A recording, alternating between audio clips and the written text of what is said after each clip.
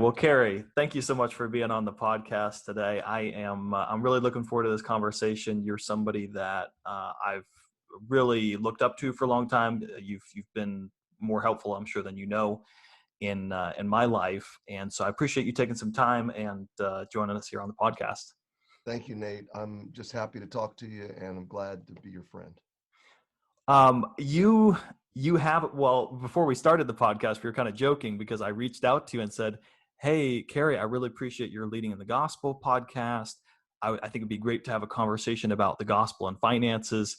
And I failed to specify that I have the Financial Pathway podcast. So you assumed I was inviting myself on onto your podcast, which I was not. I didn't presume. Um, Well, now you're in. I mean, if I'm doing this for you, you got to do it for me. Right. It's got to be Yes, of mutual. course. Of course. But actually, I wanted to start with, can you tell, I think most of my listeners are going to be very familiar with you, but for anybody that's not, can you tell me about the Leading in the Gospel podcast, why you started it, and really what that title sort of tells about the content that you put out?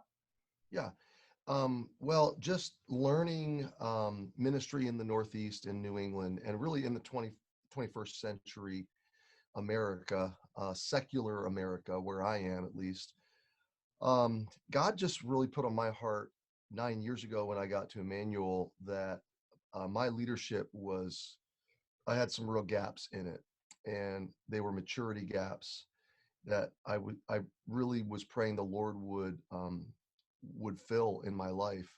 He began to show me that um, even though I believed the gospel and I shared the gospel and preached the gospel, that sometimes my leadership qualities were still carnal or more rooted in flesh.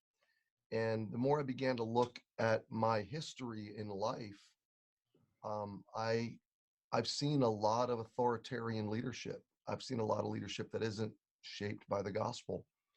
And rather than just go, well, that's how I am, that's how I lead. Um, I don't remember who said it, but I heard somebody say, we need to unlearn a bad leadership style, and we need to relearn a new leadership style. And so, it just in conversing with really balanced and healthy leaders, I just came to believe that the gospel, Jesus, the Spirit of Christ, maybe is another way to say it, really, when given total control, the gospel shapes a leadership style that is like Jesus. And so we started the podcast, and that's kind of the question we drive at. We come at it from all different angles, but in the end, the question we're always asking is, what does a gospel-shaped leader look like at home, in ministry, in marketplace? We want the gospel to shape us and to reshape us. That's awesome. I've listened to most of your episodes. I think you have about 40 something at this point. And I know a lot of your audience, a lot of your listeners are fellow pastors, people who are in full-time Christian ministry. But for somebody who is not in a full-time Christian ministry position, quote unquote, I've really benefited from it and I've really Good. appreciated it. I'm sure there's many people like me. So you're a pastor, you've been in Christian ministry for many years now. And that's where I wanted to have this conversation with you, not only because I know you personally, I know the value that you bring to this conversation, but taking what you focus in on in your podcast, Leading the Gospel, having a gospel-centered view of ministry, of life, of leadership, and sort of merging that with finances. Mhm. Because you mentioned you're in a very secular part of the country, a Yeah. post-Christian part of the country, some people would describe it.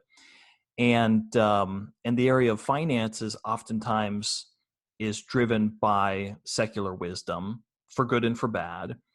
And so I thought you could really help us in this area of sort of merging those topics, being gospel centered and our view of finances. So I want to kind of start high level, and then I do want to get to some specific practical questions that I think will help a lot of my listeners. Okay. Um, but I'm curious, just kind of to start off our conversation. In the past, have you been hesitant to preach or to teach on finances? Hesitant, no. Fearful, yes. So hesitant in the sense that, no, money is all over scripture, and God created resources, right? I mean, in ancient times, it wasn't money, it was flocks and herds and harvest. Right. Um, but he created resources to be stewarded and managed, and then he gives us a lot of instruction about how to use what he gives us. I've been teaching through Psalm 8, and he talks about the works of his hands, giving man dominion over the works of God's hands. And that's really what we're talking about when we talk about finances. God has created everything, it's all his, but he's given each of us, he's put into our hands resources and opportunities, responsibilities, and relationships to steward. And that's our domain. In a sense, it's our responsibility, it's our calling. Each of us has a different nuanced, dominion or domain, but it's a sacred trust. So I haven't been afraid to preach about it. I'm sorry, I haven't been afraid to preach about it, but I have been a bit careful that I say it the right way, Sure. um, because people can question your motives. Are you just after bigger offerings? And the answer is no. I'm after the flourishing of the individual. I'm after the health of God's sheep. And when they withhold from God, they are really letting greed hold them hostage and bondage. And so liberality, generosity is a freedom. It's a liberty that comes when you realize you're the you're the well cared for child of a fabulously wealthy heavenly Father. And so I've wanted to make sure I say it right. That's been my hesitation. Yeah. And I think probably your thinking on this subject is right in line with a lot of pastors.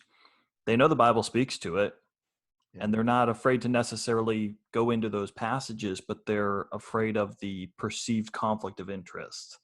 The Yeah. whole, I know how this may be received on the part of my audience to say, oh, we understand what this is really all about. The offerings have been down. We're about to go into a building project, or and that's what we're really talking about here. We just need to up the offerings. And as a pastor, it's like, no, that's not at all, or at least it definitely shouldn't be the motivation behind teaching on this topic, but just being faithful to preach the whole counsel of God's word. Yeah. Would I you think say that too, you're I'll just throw an addendum to that. I think we've all heard enough guys that are like, they come crashing in with an authoritarian style of deliverance, yep, pressing people for more and more and more. And it kind of reminds me of Jesus being angry at the rulers who were devouring widows' houses. yeah, He was very upset about that. Um, where, a balanced biblical approach, in that former approach I'm talking about, they never feel like they're giving enough, right?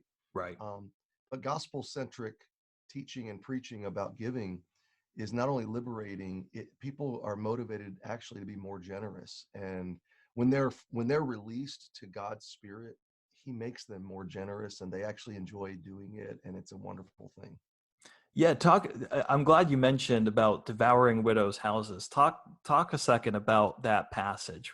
As Christian, most people that have grown up in church, they're familiar with the story of the widow and her two mites, and it's always held up as this great example of sacrificial giving. That here's this lady, it's the last two mites, this really small sum that she has, she gives it to the temple offering, and a lot of times the takeaway from that passage is, look at how generous this woman is. She's to be commended, and we need to be the same. You need to give down to the last penny.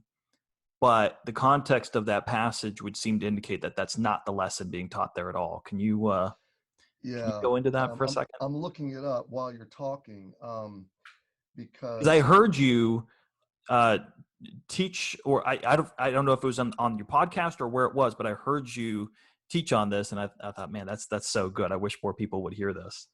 okay, so Luke 20 is the passage you're talking about, and this is the context. And hermeneutic and context means everything, right? I mean, Hmm. without the right context, without the hermeneutics being right, we can shred the Bible and make it say whatever we want it to say.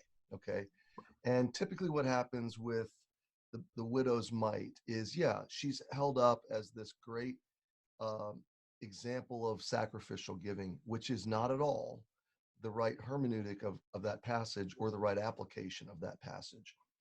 So Luke 20, Jesus is in his last week of life before the crucifixion. He has he's journeyed back to Jerusalem. He's staying in Bethany, and every day he's going into the temple to teach. And there's this boiling up, brewing storm where he's still preaching the gospel in the temple, but he's confronting the leaders as well. They're cross-examining him and trying to trap him. And every day this is happening for several days in a row. And he's in this public place, and he is heralding the gospel of deliverance in the epicenter of religious bondage. The temple has been hijacked. Now he's cleansed the temple again, but it's been hijacked by the cartel in Jerusalem that have perverted God's system and turned it into a means of extortion, of oppressing the people, of literally devouring them, okay, in all kinds of criminal ways through the use of the expanded laws that they added to God's laws, right? Right. So they're oppressing the people. And Jesus, so you have this contrast, faith in Jesus that sets you free from performance-based bondage, or you just can never do enough and give enough to the system, the man-made system.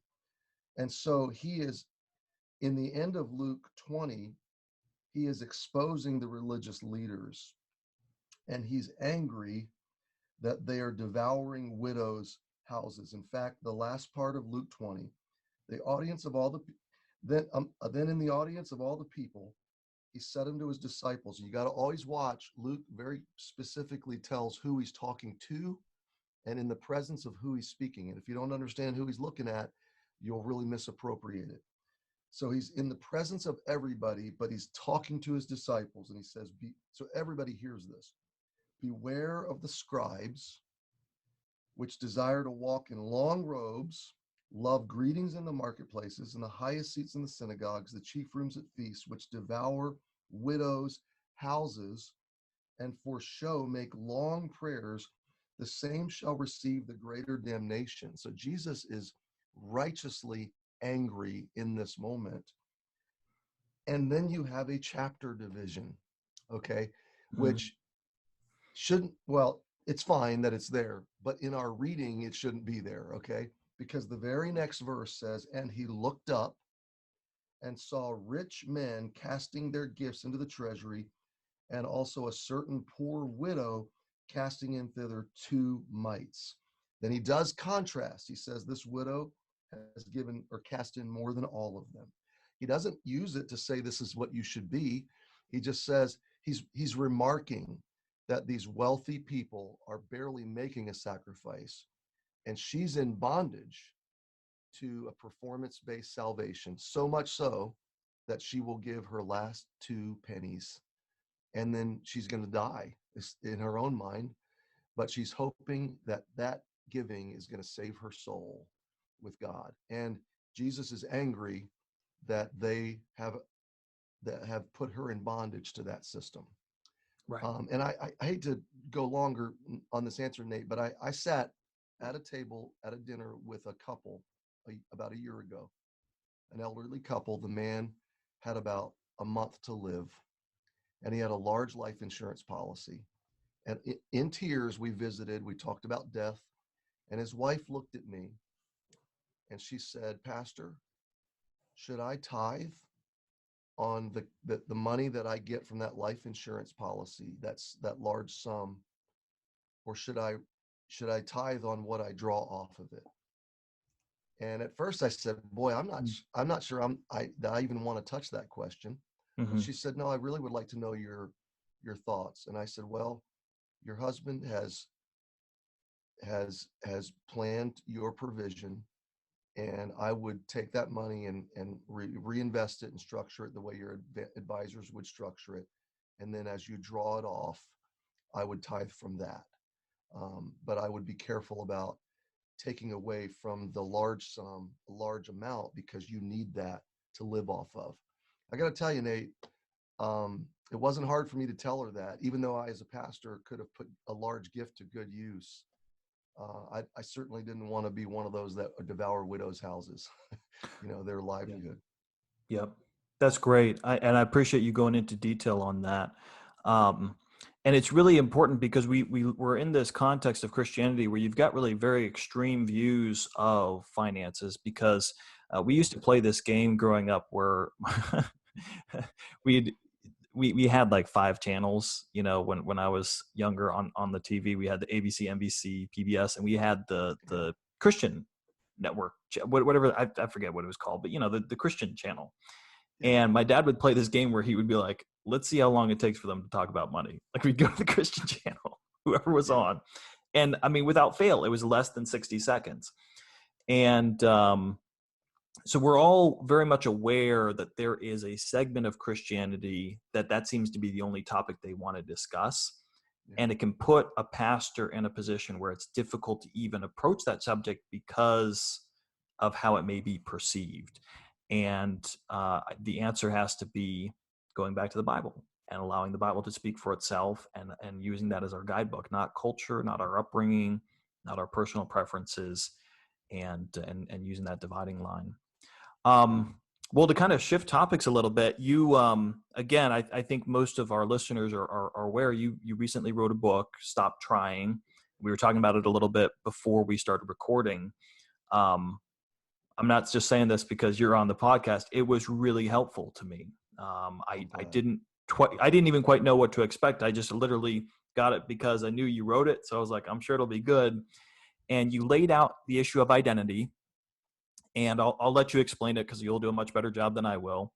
But in the book, you outline the 3 identities that human beings tend to find their fulfillment, their worth, their calling, however you want to put it in life. They move themselves towards one of these identities. So can you outline what those identities are, and then maybe touch on how you think where you find your identity would influence your view of money, your view of finances? Yeah. So identity is your sense of self. And in the book, we unpack that pretty extensively. Most people have never thought objectively about their identity. It's more subconscious than conscious, but we all seek an identity. We all operate out of whatever identity we have. We all seek to construct and maintain it. And there's only 2 ways the world gives us to shape an identity. In the book, I use the terms traditional and modern. A traditional identity looks outward to others and to man-made structures and systems and family relationships and job and other category, descriptors of who I am. I'm athletic, I'm musical, I'm creative, I'm this or that. Even the modern, narrative of race and gender, all this is about externals being imposed on me that define me, right? And so most everybody operates, at least to some degree in their life, from a traditional identity. In other words, they're trying to live up to who everybody else says they have to be. Whether that's, trying to make the team or make the grade or get the job or get the promotion, we're living up to, we're performing. So the key about traditional identity is it's performance based, which means if I'm successful, I feel like I have a strong identity. If I fail, I lose my sense of identity, which is a bad place to be. Mm-hmm. What happens over time is traditional identity, because it's performance based, even where there's love in those relationships, it's a conditional kind of love. So we have this nagging sense of insufficiency that my traditional identity, I can never do enough to secure it permanently. It's always losable. And that leaves me with this deep, nagging, unfulfilled place. Eventually, that can spawn resentment and scorn, and I begin to resent the system or resent the people that didn't make me feel more validated, or that were, pressing me with performance metrics instead of unconditional love, because we long to be loved unconditionally. Well, then the other pole that we swing to in response, it's a reactionary identity, and that is the modern identity. And modern identity is the product of several hundred years of philosophy that basically says, in a nutshell, nobody in your life should have the power to tell you who you are. And that's kind of fundamentally true. I mean, there's something about that in our conscience that we're like, yeah, who are they to tell me who I am, you know? And Mm. so kind of in this self-liberating defiance, the answer, the only alternative is only I can tell me who I am.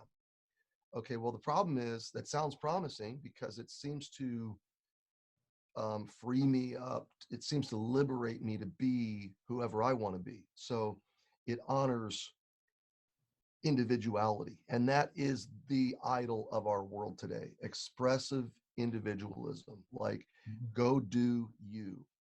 The problem with that is it's deceptive. It's impossible.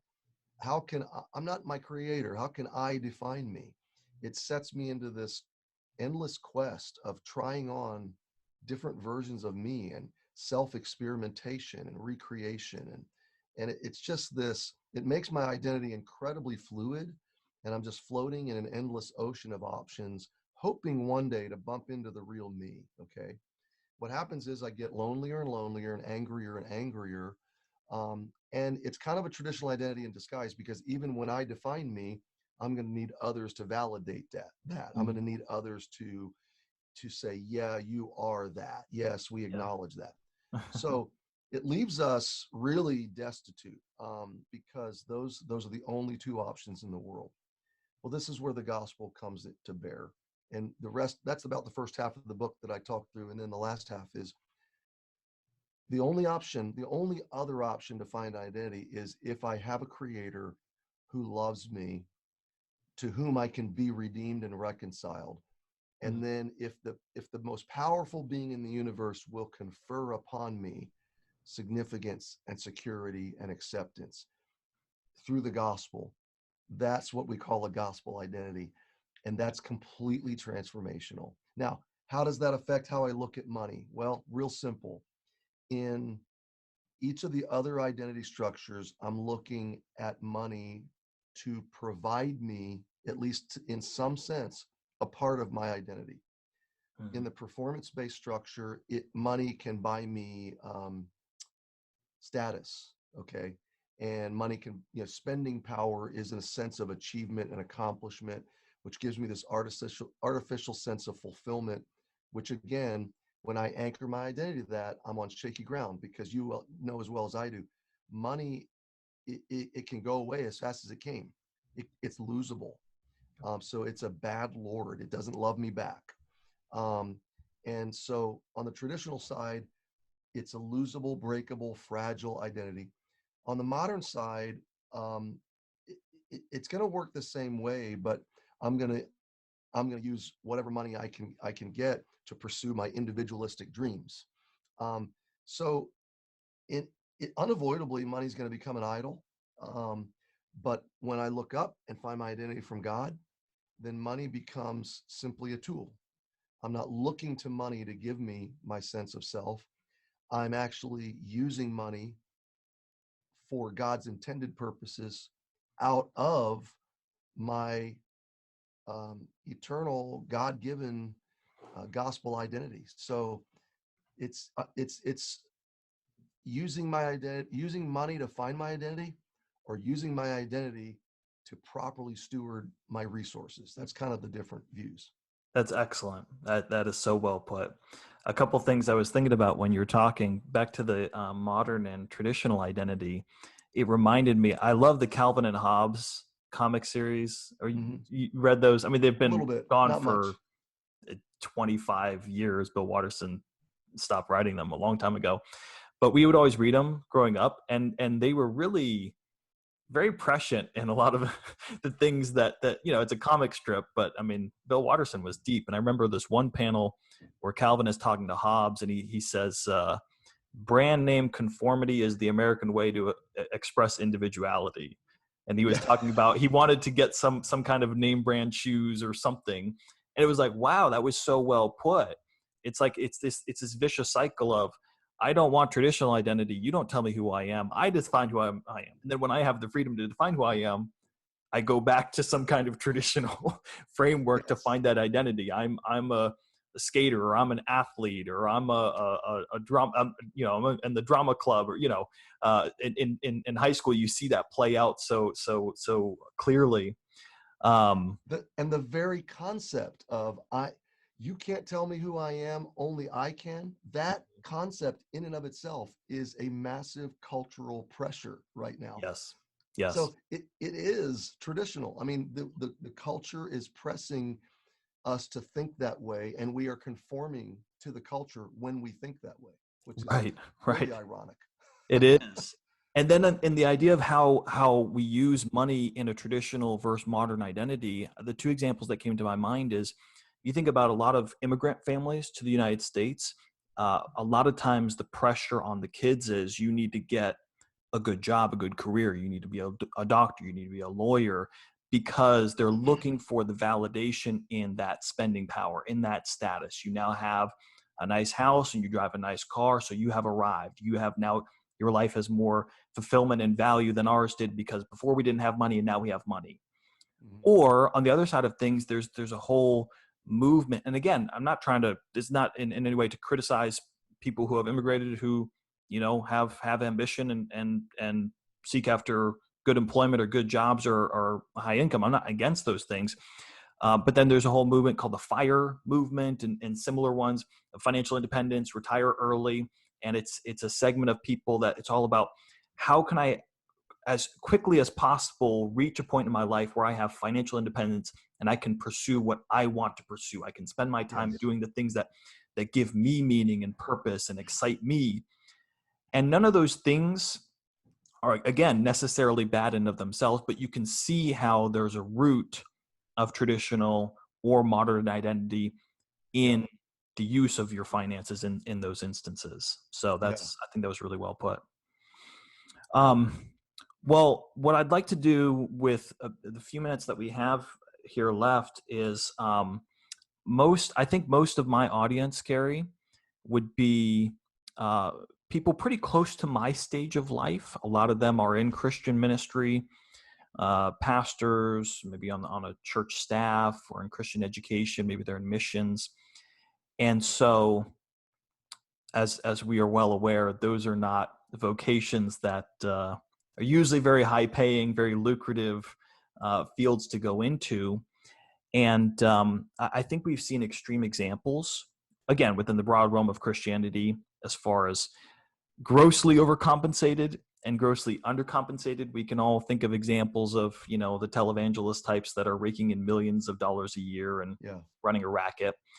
But we've also seen examples of people that have a heart to do something for God. They're in Christian service and they're really struggling financially, Mhm. and they're compensated well below what they would be in any comparable field. How would you go about advising, talking to somebody in Christian ministry, and how they handle their compensation, whether whether they're not, in two realms, I suppose. Maybe somebody who's on staff, so they're not in a position to set their own pay. That's Mhm.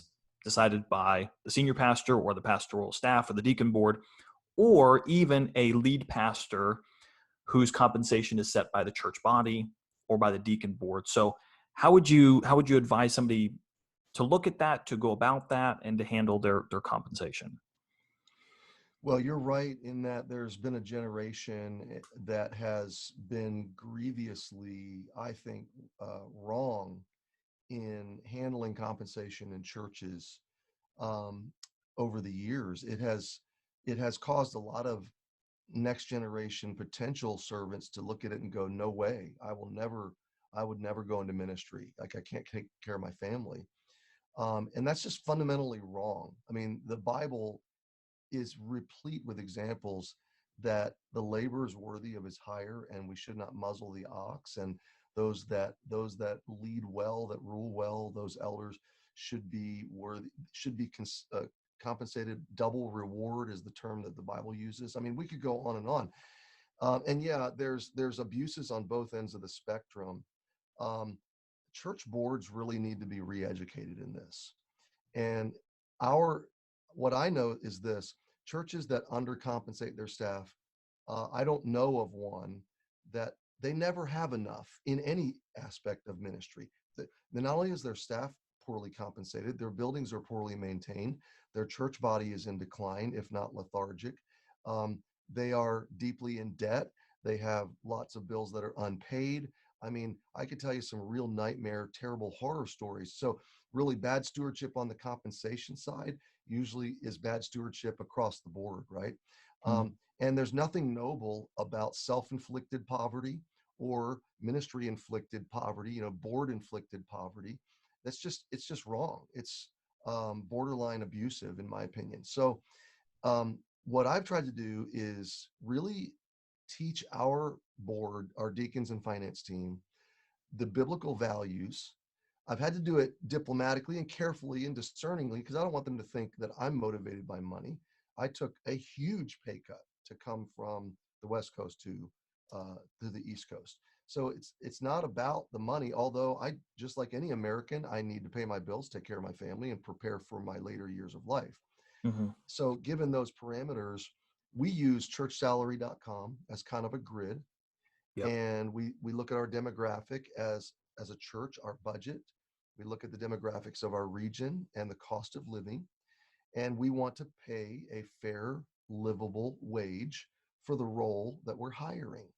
And if it's not a livable wage, then it would be because it's a part-time role or it's defined as an hourly role that's not designed to be a livable wage. So we have every year done a little better and better. But when you look at churchsalary.com, and here's what I say to our church family, because we don't really publish our salaries, but we're all compensated reasonably.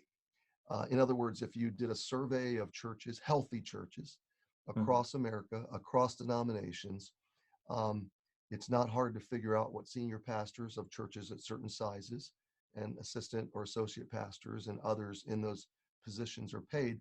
And I've said, there's a low and a median and a high, depending on demographic, budget, and maybe skill set or even education and other things. And we've tried to be at least at the between the mid and high on all of our compensation packages.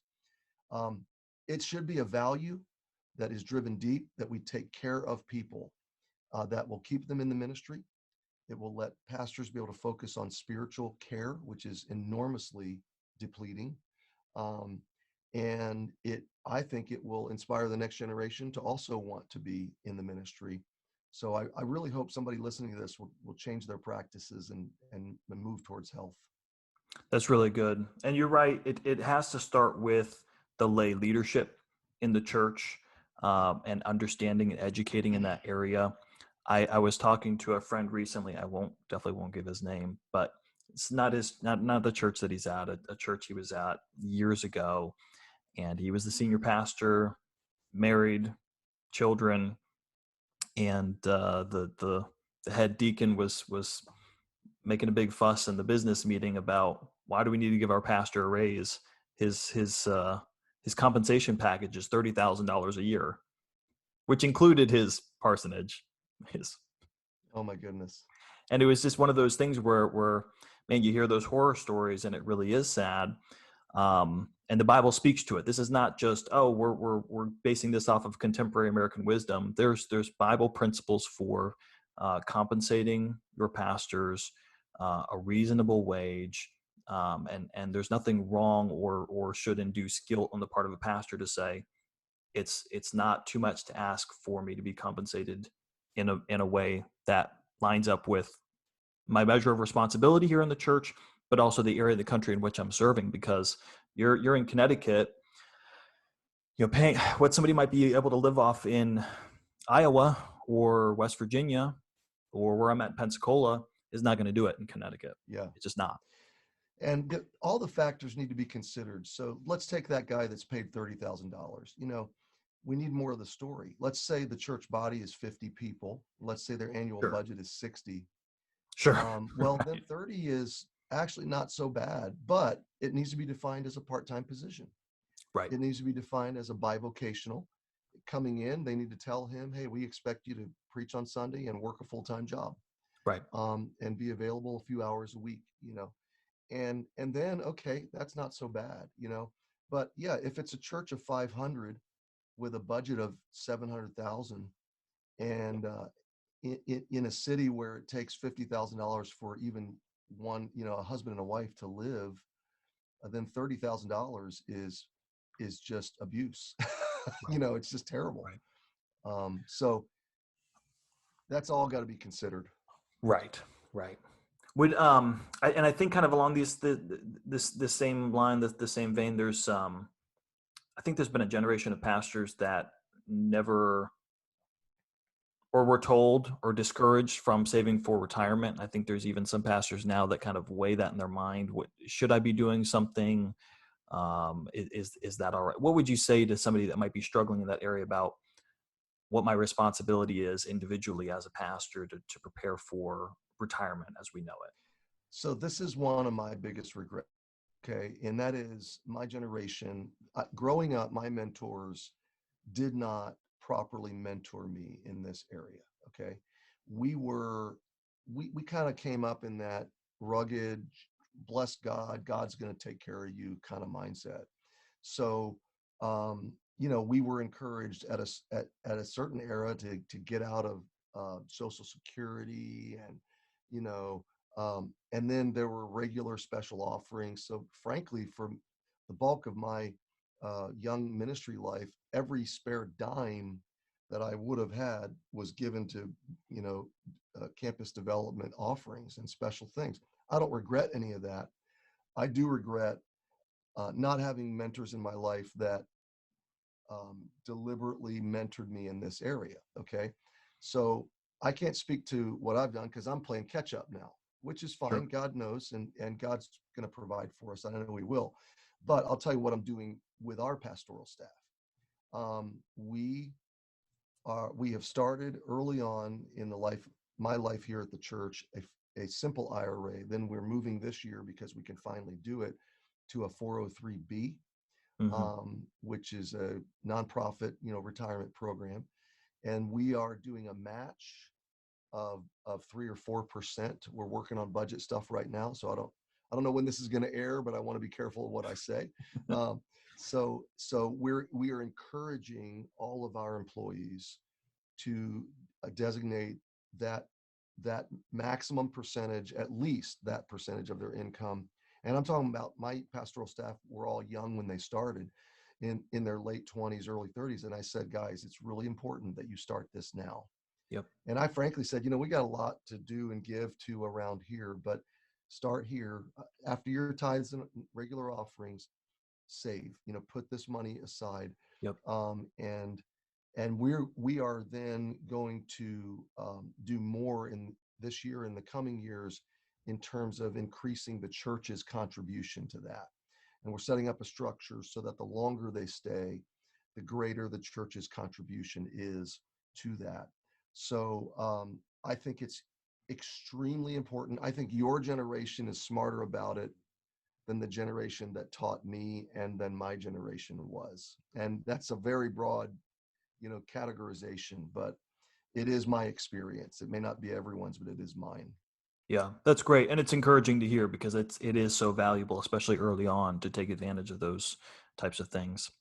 Well, Cary, again, I appreciate your time. Before we go, one last question: any resources, whether that's books or Bible passages or mentors or really anything that have really helped you, have shaped your view of finances that you'd recommend, especially to somebody kind of like you're speaking to, sort of, hey, if I could go back and give advice to myself at 25, 30 years old, man, these are the things I wish I would have been aware of or used back then. Yeah.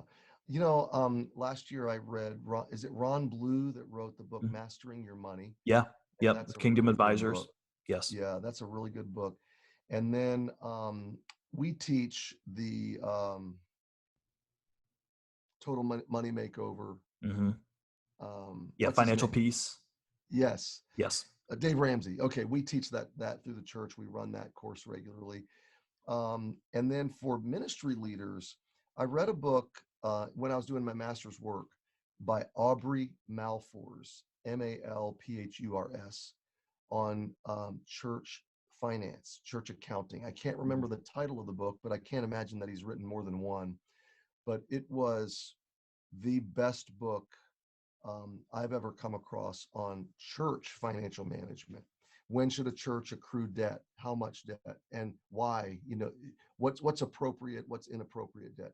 How should a church set up accountability structure in financial management? And budgeting and saving, emergency saving. All of these. It was a great, great book. So if we're talking to any ministry leaders, I think that I would advise them immediately to read that book. That's great. That's great. Well, Cary, thank you again so much for being on the podcast today. I hope our listeners will, if you haven't already, and I know many of my listeners already do, but listen to the Leading in the Gospel podcast with Cary Schmidt. If you haven't gotten a chance to get Stop Trying, that will be a helpful book. I really hope that you'll get that as well. Cary, thanks again so much for being on the podcast. Enjoyed our conversation. Hey, thank you, Nate. I just love you and love what you're doing, and thanks for helping people in this way.